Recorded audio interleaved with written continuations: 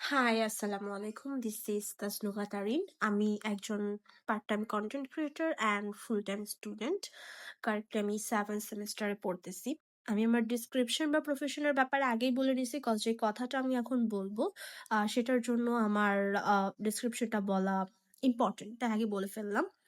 As a content creator সবাই কেমন টাইপের জানি একটা আলাদাভাবে দৃষ্টিভঙ্গিতে আমাদের দেখে। অ্যান্ড আমি যে জিনিসটা দেখলাম, আমি যাদের ফলো করি ইনস্টাগ্রামে, লাইক তাদের ফ্যাশন সেন্স অ্যান্ড আদার সব কিছু মিলে আমার ভালো লাগে। দ্যাটস আমি পছন্দ করি বিধায় ওদের ফলো করতাম। সেখানের মধ্যে অনেক content creator like they are posting something, or তারা ফুললি আর কি সাপোর্ট করতেছে বাউলদের যে ব্যাপারটা সেটাতে। অ্যান্ড অনেকে হচ্ছে লাইক এমন পোস্ট করতেছে যে যে যাকে গ্রেফতার করা হয়েছে তাকে যেন মানে খুব জলদি ছেড়ে দেওয়া হয়, তার ফাঁসি বা তার জেল যাতে মকুফ করা হয়, এরকম আর কি।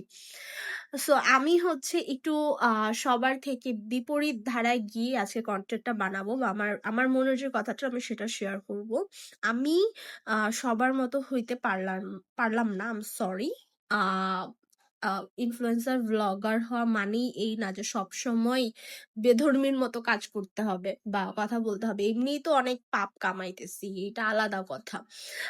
But I do not support this. আমি ওই যে লোকের ওনার টোটালি দেখছি, ওনার যে ভিডিওটা সেটা আমি দেখছি, ওনার কথাবার্তা খুব মনোযোগ দিয়ে শুনছি। অ্যান্ড আমার এটা কোনোভাবেই মনে হয় নাই যে ওনার এটা স্লিপ অফ টাং হইছে অথবা উনি না বুঝে এই জিনিসটা বলছে। এটা টোটালি স্ক্রিপ্টেড ছিল। স্ক্রিপ্টেড না হইলেও উনি জেনে বুঝে প্রতিটা কথা বলছে।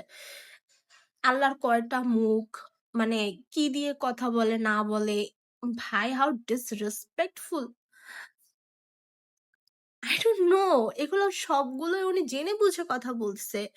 এটা কোনোটাই স্লিপ অফ টাং ছিল না, বা এমন ছিল না যে উনি জাস্ট না বুঝে কথা বলছে। বুঝে শুনে কথাগুলো বলা হয়েছে, বুঝে শুনে, এটা টোটালি বোঝা যাচ্ছিল। সো ওনাকে যে অ্যারেস্ট করা হয়েছে, এটা একদম ঠিক কাজ করা হয়েছে। আর ওনাকে যদি ফাঁসিও দেওয়া হয়, আই ডোন্ট মাইন্ড, কজ আমার রবকে নিয়ে কথা বলতেছে। অ্যাজ এ মুসলিম অবশ্যই আমার এটা মাথায় কাজ করবে আর খারাপ লাগবে, অবশ্যই লাগতেছে আমার। সো আমি এটাকে টোটালি সাপোর্ট করতেছি। ওনাকে ধরে নিয়ে গেছে, ওনারে সর্বোচ্চ শাস্তি দেখ। আমি এটার জন্য যদি আমাকে কন্টেন্ট বানাইতে হয়, I will make that content against him, যে ওনার সর্বোচ্চ শাস্তিটুকু ওনার পাওয়া উচিত। বিকজ হাউ ডেয়ার ইউ, তুমি এরকম ভাবে কথা কিভাবে বলতে পারো? ইউ লিটারেলি, মানে বাট সাহসটা কতটুকু?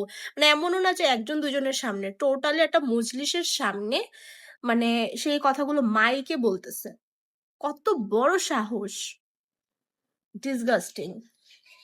সো কেউ যদি ভাই এই ভিডিওর পর আমাকে আনফলো করতে চাও, you you really can, I don't care. But উনি জেনে বুঝে শুনে এই কথাগুলো বলছে, which is really disrespecting my Rab, my creator. So yeah, I'm against him, and আমি চাই ওনার সর্বোচ্চ শাস্তিটুকু হোক। বাট এটাও আমি বলবো অ্যাট দ্য সেম টাইম যে ওনারই শুধু শাস্তিটুকু হোক। এর জন্য যে অনেকে এখন মানে জাস্ট একটা জিনিস পাইছে এটাকে ধরে এখন ফুল বাউল যে আপনার সঙ্গীত বা ওদের যে গ্রুপটা বা বাংলাদেশ থেকে এটা উঠাই দিতে চাচ্ছেন, এটাও রং।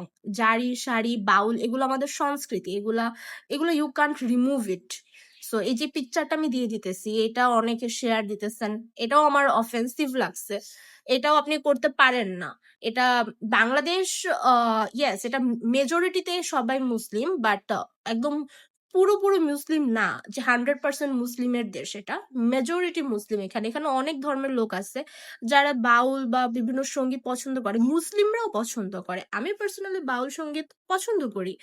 মানে এটা কি ভাই? ইটস নাথিং লাইক হচ্ছে যে আপনার একটা ইনসিডেন্টের জন্য ফুল একটা গ্রুপকে বা গ্রুপের গান বাজনা অফ করে দিতে হবে। যে জিনিসটা করছে শুধু তাকে শাস্তি দেন। পুরো গ্রুপকে শাস্তি দেওয়ার কোনো কিছুই আমি এখানে দেখতেছি না। অ্যান্ড আরেকটা কথা হচ্ছে যে আমরা যদি এখন বাউল যে গানটা বা বাউল সম্প্রদায় যে টোটালি যদি আমরা এটাকে ব্যান করে দিই, তাহলে হচ্ছে আমরা কিন্তু ওই যে ১৯৭১ সালে পাকিস্তানিরা যে আমাদের সাথে করছিল, সেম পর্যায়ে আমরা চলে যাই। কারণ পাকিস্তানিরাও তো সেম কথাই বলছিল যে রবীন্দ্রসঙ্গীত ভালো না। পহেলা বৈশাখ আমাদের ধর্মের বিরুদ্ধে যায়। সো তখন যখন এটা পাকিস্তানিরা আমাদের উপর চাপায় দিছে, আমরা ওটা প্রতিরোধ করছি না, আমরা ওটার বিরোধিতা করছি না, আমরা আমাদের সংস্কৃতির জন্য লড়াই করছি না।